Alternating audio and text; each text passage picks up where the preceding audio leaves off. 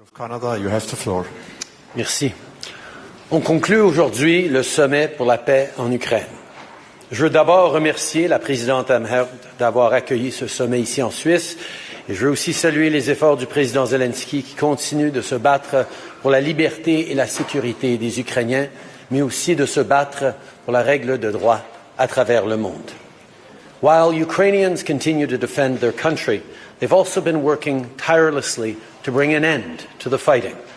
This summit here in Switzerland gathered countries from around the world, including from emerging economies, with the goal of finding a path to peace. Canada will always be a strong voice for peace, democracy, freedom, and the international rule of law. Our work together during the summit helped shape a joint vision for a path forward based on the UN Charter and international law. A just and lasting peace based on fundamental principles with the interests of Ukrainians at its core. We can't forget that wherever there's a war, there's human suffering. I think of the children, the soldiers and their families, the farmers, the nurses, and everyone impacted. Many countries represented in this summit have felt the legacy of wars and strife. We know how these effects can last not just years or decades, but even generations. Earlier today, I chaired a session where we talked about prisoners and deported people, including and especially children.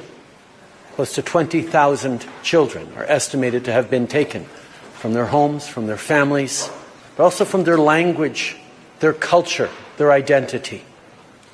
This is something the global community needs to pull together to call for an end to. In the coming months, Canada intends to host a foreign ministers meeting to advance the work on the human cost of this war. Le Canada va accueillir une rencontre des ministres des Affaires étrangères pour faire avancer le travail sur l'aspect humanitaire de cette guerre. Russia's war in Ukraine also caused disruption of supply chains, price shocks, the evolution of electronic warfare, energy insecurity, the risk of nuclear disaster, and the list goes on. La guerre de la Russie en Ukraine a déjà duré bien trop longtemps. Il faut continuer et redoubler nos efforts vers une paix équitable et durable, une paix qui priorise la règle de droit et la justice et la sécurité des Ukrainiens et notre sécurité à tous. This gathering is a peace summit about Ukraine, but not just about Ukraine. It is about countries around the world coming together to stand up, protect, and reinforce the international law that keeps us all safe. Ukraine is one of the front lines of the battle around the world right now. We all need to stand together on this. Merci beaucoup.